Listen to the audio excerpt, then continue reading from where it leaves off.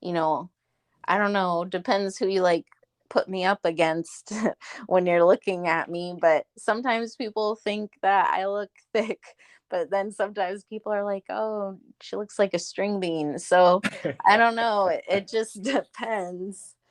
But I learned from this though, you really can't tell like what somebody has going on just by looking at them, because people are strong and they come in very different forms. You are listening to the No Gimmicks, Just Sweat podcast with your host, Eric Logan. No Gimmicks, Just Sweat is dedicated to hearing the journeys and unique stories behind an athlete's training and what drives them. Get inspired to own your life and make the impossible possible. If you enjoy the show, please subscribe so that you never miss an episode. Also, please take a few seconds to rate the show and drop me a review. Now, let's get started with the show. Hello and welcome to this episode of No Gimmicks, Just Sweat. And today we welcome Nicole Pizza to the show. And yes, her last name is Pizza, Pizza. How are you doing today? I'm doing awesome. How are you? I'm doing the same, just as awesome. All right, thank you for coming on the show. Thank you. I was excited when you asked me. Like, I felt like, I don't know, a superstar athlete or something. So Yes, you are. We're all superstar athletes. no, you're right. We are in our own ways. Exactly. So with every show, we generally start off with an icebreaker question. That's to kind of get you ready to go, to answer questions as the show goes along, to get the listeners a little bit more familiar with you, as well as for me to learn, things that I didn't know, even though, you may have followed a person for a while, you might not know everything about them. And I Right. always learn something new from them. Okay. All right, so are you ready? I'm ready. All right. First one, morning training or evening training? Oh, geez. It depends on the day. I try to do morning, but it doesn't always happen. Yeah, that's the way life works. Yeah, like this morning I went at 5 a.m., but yesterday I went at 6 p.m. See, life happens. Yeah, it's just being able to adapt. Yes, that's key. All right, coffee or tea? That depends too. I feel like all my answers are going to be like, it depends. So, coffee, I would rather have coffee with caffeine. And if I drink caffeine past like 1 p.m., I'm not going to sleep. So, coffee until noon. And then after that, decaffeinated tea. Okay. So, what about cardio training or strength training? I guess it depends what season it is and what goal it is. I always do both, but just depends on what I'm trying to achieve. I think I would say, though, that I enjoy strength training more. Yeah, if you just said cardio, I was gonna be like, okay, that was a surprise. Yeah, if it's like exploring cardio when I'm outside, then maybe, but usually strength training. Okay. All right, what's your favorite piece of gym equipment? Ooh, that's a hard question. I would say the log, the strongman log. Oh, okay. Okay, Yeah, interesting. Okay. yeah. All right, what's your favorite outdoor activity? Oh, that's another hard one. Probably stand up paddleboarding. Oh, interesting. Okay. Well, but you're in Florida, so yes, you can expect that. Something that's on the water. Yes. All right, what's your favorite exercise or form of cross training? I would say for cross training, probably mountain biking and stand up paddleboarding and surfing. Okay. Okay, what's your least favorite exercise? Mm, this is gonna be funny and maybe surprising that people don't know me, but I really dislike squats. even though I know that they're necessary and a fundamental movement, but I just hate them. Well, you're not the only one. Other people, I've heard other people like, oh, I hate squats. Ah. Yeah, so Yeah. you're not alone. Okay, good. I need to meet these people. Come to some of my classes. It's Okay. great. All right. So, what's the first thing you do after your workout? Well, it depends where the workout is. So if I'm like running on the beach, then I'll go in the water and I'll swim. But if I'm like at the gym, then I'll probably make a nun, or sorry, noon. I always say it different. And I'll drink that or drink a protein shake. I try to eat or drink something after. Doesn't always happen that way though. Right. All right. What's your favorite song to work out to? That thing just gets you pumped and going. Oh, well, this song gets me going in life too. And it's by Juicy J. It's called Get Higher. Ah, okay. Cool. Hmm. Cool. All right. What is a dream race or event that you want to participate in? Hmm. I feel like everybody says the Boston Marathon. I'm going to say that that's on my list because I always joke and say I'm not going to qualify until I'm like 85, but that'd be cool if I could qualify for it beforehand. And then there's this other race though that looks like a lot of fun. I forgot what it's called, but it's almost like you're running in the clouds. Like that's how high of an elevation you are. And I've seen videos of it and it looks like it would be a lot of fun. Running in the clouds. So you know you're gonna have me googling this afterwards, right? Yeah, you need to look. It looks really awesome, but being in Florida, I'm usually below sea level, so I have to practice elevation training. All right. Here's the last question. If you Okay. can if you can train with any celebrity, dead or alive, or it could be an athlete, who would it be and why? Hmm, that's a good question. Um, I would say maybe Robin Williams. I feel like Really? yeah, that'd be fun. I don't know. I'd ask him a lot of questions. It wouldn't be intense, I don't think. It would just be funny and chill. Okay. That's a very different answer. Yes. All right, Nicole. So let's get into who you are and how you got to be the person you are, at the athlete that you are. And I always say, think of it as your origin story. You're part of the Marvel Cinematic Universe. You're the latest superhero, and this is your movie. What is going to get me to be, well, now with the way tickets cost, $50 for a ticket and $75 for a tub of popcorn to come see your origin story. Okay.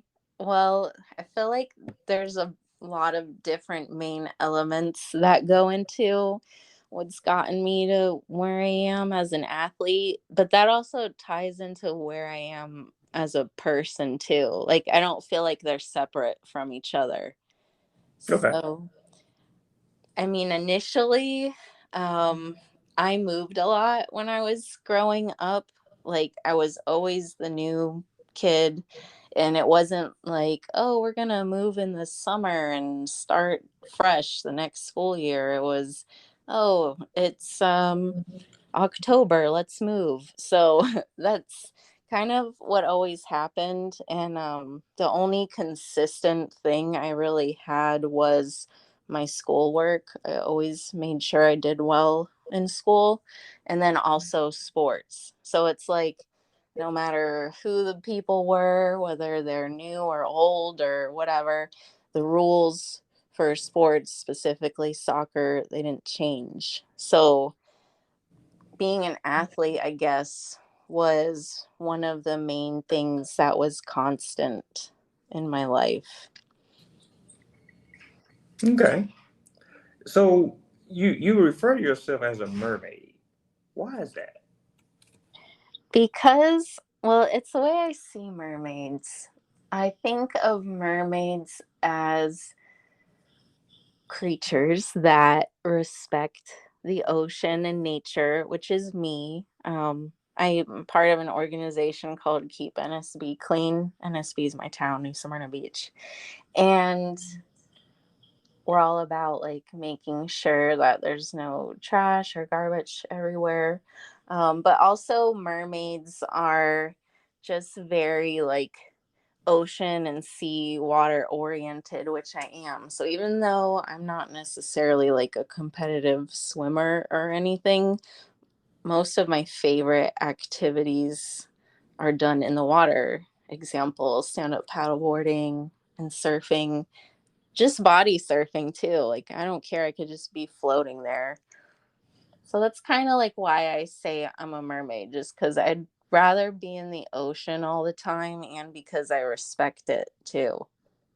Okay. And I went ahead and asked that question because, from what I know of you, you know, you are a power lifter and a runner. Yes. Mm-hmm. And when you hear mermaid, you don't see, power lifter, runner in that image. Yeah. No, you're right. It's true. I think it's because I run on the beach too. I mean, most of the time when I'm running, it's on the beach. And I feel energized. Like, I don't know if you know anything about Pokemon, but they all have like a different type of energy. So, Yes, yes. yeah. So I feel like my energy comes from the water. Okay, okay. And some people close to me know, yes, I am an anime fan. So yeah, that's generally what I do in my spare time. I watch anime on the weekends. I'm excited now. I didn't know that. See, I'm learning about you too. Yes, I have coworkers. We had a long conversation about a new show that's out. Yesterday afternoon. I'm heading out. Leave to go home from work, and we started talking about. Yeah, did you watch it? Did you see episode? Yeah. So yes, I am an anime fan. You're gonna have to tell me about that later. Yes, we can talk offline about Okay. that. All right. So, what got you into powerlifting? Because let's start with powerlifting first, because I think if I'm correct, you started with powerlifting and then transitioned into running. Yes, Okay. that's right. So, well, like I said, I always played sports. My main sport was always soccer. And I was supposed to play in college, but I tore my ACL and my meniscus one of my last games my senior year. And I was like really stubborn and didn't want to have surgery. So I waited 2 years. So, anyway, after that, I was in college and I don't know, I didn't have that competitive edge. And I never really weightlifted, which is weird. No matter what high school I went to, I maybe had like one weightlifting class. Even when I played on various teams, we never focused on strength training. And then later, when I got older, I don't know, I was probably like 24 or 25. I was like, oh, I'm gonna try and lift weights. I don't know anything or what I was doing, and I really loved it. And then one of my friends invited me to this different gym. It was pretty much a powerlifting gym, and he asked me if I wanted to deadlift, which I never did before. So I was like, sure, I'll try it. So he was showing me what to do, and I was getting so aggravated because I was like, what? You want me to remember all of those cues? I can't do this. But eventually, I got it, and that ended up being my strongest lift. And I kind of got addicted to, because, when you're new at lifting, like, you improve quickly. So I got addicted to that. Like, oh, look, I can deadlift 200 something pounds. And I don't know, I just liked it. So then I learned that powerlifting was a sport and what you had to do to compete. So I got excited about being able to do competition and something again because I don't know, I feel like as an adult, at least for me, it's been harder to be on like competitive teams. So kind of like try to find other people that wanted to do it and made up a powerlifting team and we competed. So that's how that started and I enjoyed it. So after that, I was like, I did so well. I got first in my weight class that meet, my first meet, and then I also broke the Florida record in that I forgot what it's called, but in that specific like organizations deadlifts, I broke the record for my weight class in Florida. And then I thought, if I actually got a coach, I wonder how I would do. I'd probably do a lot better. So then I got a coach, but I was like doing too much, like I don't know if I was trying too hard or what. And I injured myself. So I'm still not like 100% sure what the injury was, but I went to the chiropractor and a doctor, and they said it was my iliopsoas. So it's kind of like what connects very deep inside from in between your legs and it wraps around your hip to your back, your lower back. And it hurt for every lift, all three lifts, bench, squat, deadlift. When I got up to a certain weight, it was like piercing pain. So I just stopped. And then the running thing kind of happened in a weird way. Okay. All right, let's kind of go back to the powerlifting. So, how did that work? Because I'm not gonna lie, I don't know how powerlifting competitions work. Do you just kind of keep putting weight on until you get to a point like, okay, this is where she maxed out at, or is there a certain thing that they do or certain classes? So how does Yeah. that work? Yeah, so usually there are different weight classes, and then you have like open and masters and things like that too. Junior division. So there's different divisions, different weight classes, and then there are three main lifts. So it's in this order. It's squat, bench, and then deadlift. And you have 3 attempts for each lift. They're not like right in a row. It's kind of like you have a line of people. You have a certain order you go in. So you'll each do your lift once and then everybody does it again. So you have some time in between to rest. Um, and then the way that I do it, it's not how everybody does it, but I will choose for my first lift a number that I know I can definitely do, because let's say you do a lift the first time and you don't complete it successfully, you can't change that number. Like you have to complete that lift. Like you can't go down in your weight. Oh, So okay. so you need to pick something you can do. At least that's what I do. And then the next time around, I'll probably do my max that I have done in the gym or something very close to it. And then my third time, I will choose something that I haven't done. Like, so this would be a PR. So that's how I do it, not necessarily how everybody else does it. Okay. So, and then, also, what has it been like being a woman competing as a power lifter? Because generally you see if and I can remember, and I'm really gonna show my age now. Back in the day, Wide World of Sports and Saturday mornings, you would see powerlifting, but you generally saw those big beefy men. Yeah. Well, I feel like it's evolved and it's grown a lot lately, especially in the past few years. all different body types doing it. A lot more women are in the sport. Girls too, like younger girls are starting off doing it. Um, and I used to think, it's all like super jacked people, like super big muscles. Right. And Right. if you see who's competing now, it's really all across the board, all different body types. And, you know, I don't know, depends who you like put me up against when you're looking at me. But sometimes people think that I look thick, but then sometimes people are like, oh, she looks like a string bean. So I don't know. It just depends. But I learned from this though, you really can't tell like what somebody has going on just by looking at them, because people are strong and they come in very different forms.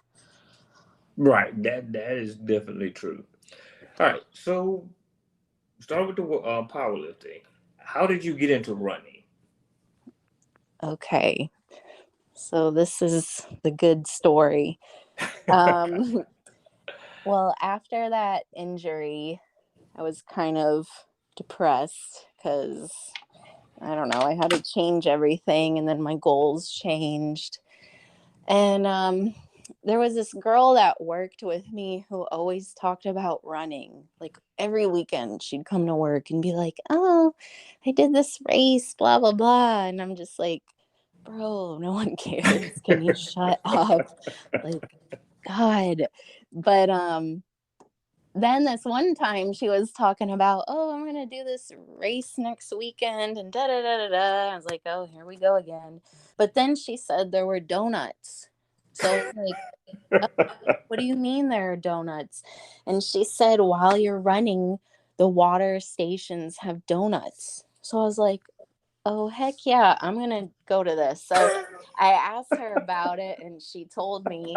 And it was a 5K. And the only 5K I'd ever done before that was I walked one in my town like when I was 20.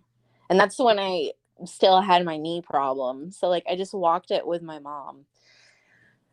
So I was like, all right, I'll do this. And then I I had on my back this little tiny backpack because my goal for that race was just to not walk. I was like, I don't care how slow I'm going, I'm just not going to walk.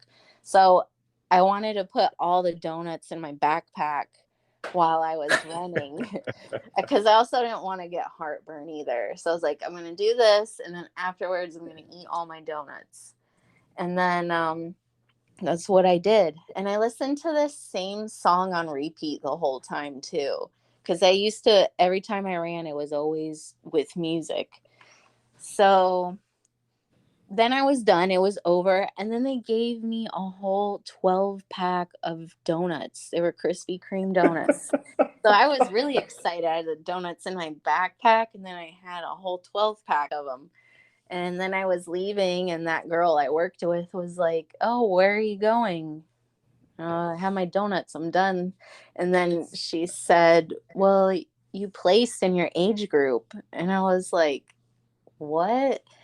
So I don't think that was like saying much about my athletic ability, but it was just like the crowd that showed up, I guess. But I was excited. I mean, it wasn't horrible. It was like 33 minutes or something. So I got my award, which was a plaque. It was a nice award. And I thought, well, again, same thing as before. I thought if I actually like tried or practice or something, I wonder how good I would be. So that's kind of that is what started it. It was a donut run on Cinco de Mayo a few years ago. I am still laughing here because that hands down is the best, most original story that I've ever heard for a person starting to run. Hey, it was the donuts. It was. That's my whole life. Everything starts just by some random weird opportunity. Donuts. Okay. I can now say I've heard it all. Okay, so obviously it's evolved to be more than donuts for your running. Am I correct? Yes. So what happened after the donuts? What about that second race? I'm trying to think what the second race even was. I don't remember, but I know like the next year I wanted to do the same donut race, which I did. And I was running, more consistently. And I got first in my age group the next time. And I definitely took off a lot of time. But I don't know. I don't know if it was that specific race that like motivated me. And then after that, it was just wanting to be better, more consistent, do longer races. The distances, like longer distances, is more difficult for me, but I make myself do them. I don't know. I think it's good for me in a weird way. Okay. But what if they offered donuts? Oh, for sure. Well, and then I did an ultra, which this is weird too. So I've only done a virtual marathon. I haven't done a real live one yet, but I've done a live ultra, which that's a whole nother story for another time. But that was exciting in a different way because it's a whole different beast. Like Yes. it's not just, oh, here's some water or some Gatorade. It's like, oh, these are aid stations and we have pickles and avocados and sandwiches and, you know, way more array of snacks. Um, so I guess those were my donuts in a different way. I am cracking up here. This is funny. So when I see you in person, I just need to bring donuts, right? Yes, Okay. snacks. Okay. Krispy Kreme, preferably, right? Yeah, or Donnie's Donuts or some special donuts if you know of some. Donnie's Donuts here in my town. Okay. All right. So let's kind of go back. Let's calm down. So let me collect myself. So what does a week of training look like for you? What's your general training schedule? Well, right now is different. I was training for a powerlifting meet again, but then I started to get that pain that I told you about Right. earlier. Right. Right. So that was upsetting to say the least. But I decided that I'm going to try to just build my base strength now. It's Okay. super hot here. Like, I'm fine with it. I don't mind the heat, but I'm just taking a break from super heavy lifting and like super intense running right now, at least until August. So my training is an upper lower split for strength training. Um, Okay. I'll do upper on Monday and Thursday, and then lower on Tuesday and Friday. Wednesday, I run and I do core. And then one day on the weekend, I'll run too. So it's a lot lighter on running, and I'm just focusing on like basic strength. Okay. Now, do you have a trainer or coach, or you self coach? Right now, it's just me. Well, it sounds like you're happy to be just you, I right? am, yes. I like having coaches, and then I like taking breaks from coaches too, because I'm also like a personal trainer and a coach myself. But I know the value in having somebody else, and because I do not know everything, and I learn a lot from other people. Right. Right. All right. So, given that, we all had to deal with, even though we don't like to talk about it, you know, 2020, the pandemic, did that affect any, your training or anything else? Yeah, a lot. Okay. Because I was working in a gym as a personal trainer. That was one of my main jobs, and then the gyms closed. So that changed everything, because I couldn't go to the gym. I knew some people that were going to other gyms, like, on the side, if you know what I mean, Right. and I was like, "No, I'm not gonna do that. It's not worth it." So that's kinda like another reason at that time I started running more, because everything was closed. I could not interact with anybody in person for a while just because, they had all those rules. And even at my like other job, we were not there in person.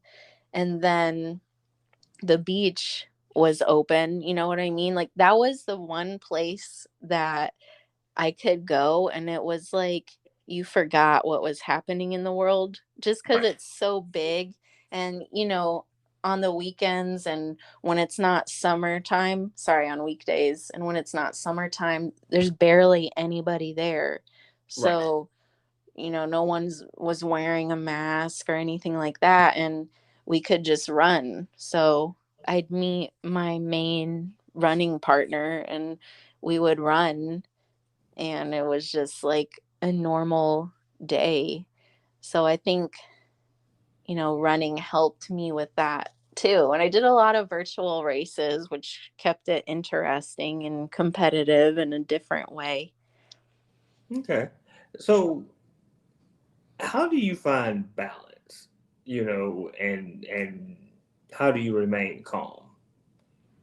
That's a good question. Um, well, in general, I'm a very calm person. I don't know if that comes across on here, but I'm just calm natured. And I could be having a crisis inside, but you wouldn't be able to tell. So, when it comes to training, though, and like life balance, I just really take account to what's going on with me. Like, I don't ignore the signs.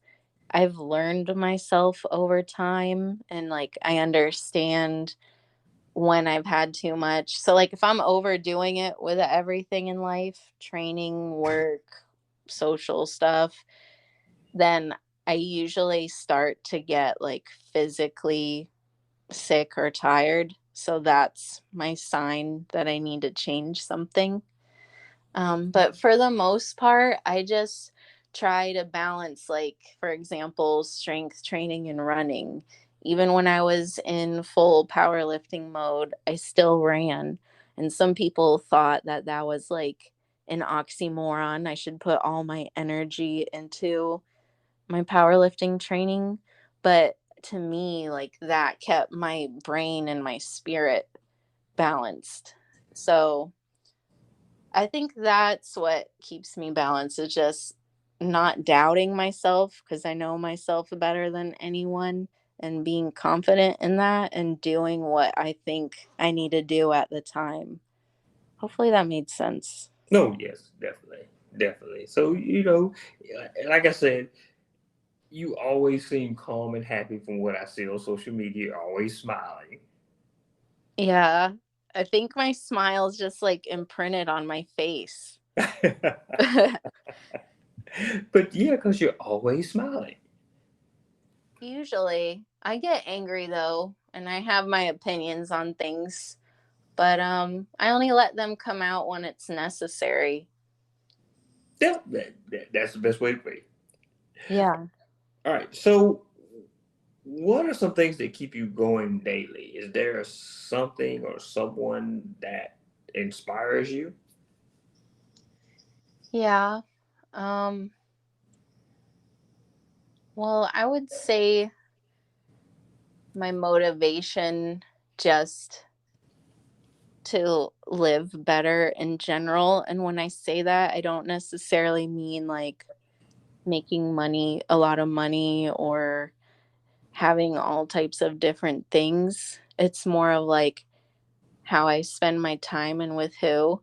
So I'm very close with my parents. They're a lot older. I'm the youngest. Like my half siblings are 20 plus years older than me. So my parents had me later in life. Hmm. And we help each other out, but I'm also like very close with them. So I try to spend a lot of time with them and my friends that, I mean, most of them are like athletic people too. But I think that's what motivates me. It's more of like time. Um, money comes and goes, but time is the one thing you can't get back. So Right. I try to do whatever I do so that I enjoy it or I'm helping somebody else enjoy their life, like somebody that I care about. I don't like to waste my time, whether it's a job, a person, an activity, it doesn't matter. I'm not getting that minute back, so I don't like to waste it. So I think that's like what motivates me mainly are my people and time. Right. I totally agree with you on time. As I tell people, you can always make money, but you can't make time. Right. Unless your name is Doctor Who and you have the TARDIS. That's Yeah. like, yeah, you can't, make time. So it's very, very, very, very precious. Yes. All right. So this is a two-part question here. What is your proudest moment as an athlete? It can be a runner or powerlifting. And then what is your worst moment or your biggest mistake? Well, I'll start with a mistake because I know that one. The mistake is definitely trying too hard and not trusting the process. So, things take time. They don't happen overnight. You can't push it. Like, yeah, you push yourself and you make yourself uncomfortable so you grow. But, that's how I injured myself. And it's not something that just goes away. Um, so I guess like I don't know, just that because it would have probably prevented my injury. And then my proudest moment, I don't know. I think there are a couple. Um, well, I'll start with my first one ever. Okay. And well, there are a couple. So the first sports team I ever played on was a T-ball team when I was like 5, I guess. And I was Okay. the only girl on that team. Ah, And okay. I'm proud of that because that kind of set the tone for a lot of other things in my life. Um, and then when I was in high school, I was a senior. I went to that school only my senior year, and I was the captain of soccer, but I also got the leadership award. And Okay. that I was proud of because, like, even though I was new, I was able to, like, be a strong leader and bring people together. And then for most recently, I would say just that I have gotten my fastest 5K time and half marathon time. I never even thought I'd be able to do a half marathon, like halfway decent. So I'm proud of doing those. Okay. So if you could take a time machine and bringing up time, um, what would you go back and tell your younger self? Oh, I would have told myself to learn how to strength train a long time ago, like Okay. as soon as I was allowed, like physically should learn how. Okay. Okay. All right. So what is a non-athletic fact about you that most people don't know? Oh, most people? I don't know if most people know this. I love Pokemon and old school video games. Um, Okay, give me an example of old school video game. like Super Nintendo, Super Mario World, Okay. Okay. and Sega Genesis, Sonic. Okay. Okay. Yeah.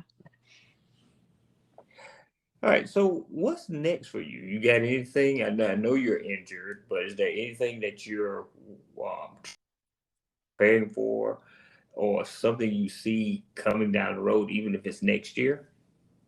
Well, in December, I know it's a long time away, but I'm doing this is the only race I'm signed up for right now, but I'm gonna have to find another one sooner. It's the Mount Dora half marathon, Okay. and that is really fun because it's around Christmas time, so it's very festive. And I'm trying, my goal is to break 2 hours for half. So we'll see about that. I think it will happen though. Yes. If you think it will happen, it will happen. Yes, and that is a thing too. You have to believe it. I've tested that like as an experiment. It works. Yeah. If you believe it, it will happen. Yes. What was the movie and the saying? If you build it, they will come. Yeah. So, Mhm. if you think it and you believe it, it will happen. Amen. All right. All right. So before we go, is there any last words you want to share with the listeners? Well, I wanted to thank everybody for taking the time to listen. And also thank you too. And if anybody wants to run Mount Dora with me, let me know because I have a discount code, and but also I have a team. So there's only like 2 people on the team right now. So I'd love to have more people on it. Well, see, that segues into this question here. If people want to get in contact with you, how can they do so? You can find me on Facebook, Nicole F. My middle initial like Frank, but it isn't Frank. Pizza, or on Instagram. You can find me. I have a new Instagram now because I had like all these bots and sugar daddies and all that type of stuff. Yeah. So I was trying to like clean it up and it just took too long. So I decided to start over. Um, but it's a derivative of Pokemon. So it's C like the ocean, SCA dot Starmie. Starmie's a Pokemon. STARMIE dot run. RUN. So C Starmie run. Okay. Well, Nicole, it has been awesome talking to you. Um, Donuts, that was now sticking to my head. Yes. Welcome to the show. Thank you. It was awesome talking to you, and have a wonderful day. You too. And we'll talk about anime later. Yes, we will, definitely. All right. All right. Bye. All right. Bye bye. Bye. Thank you for listening to this episode of the No Gimmicks, Just Sweat podcast. We really appreciate everyone who tunes in each week. If you enjoyed today's show, please support us by subscribing, rating, and reviewing the show wherever you listen to podcasts. And remember to tell your friends about the No Gimmicks, Just Sweat podcast, so we can continue to have awesome conversations with everyday athletes just like you. Until next time, have an amazing week.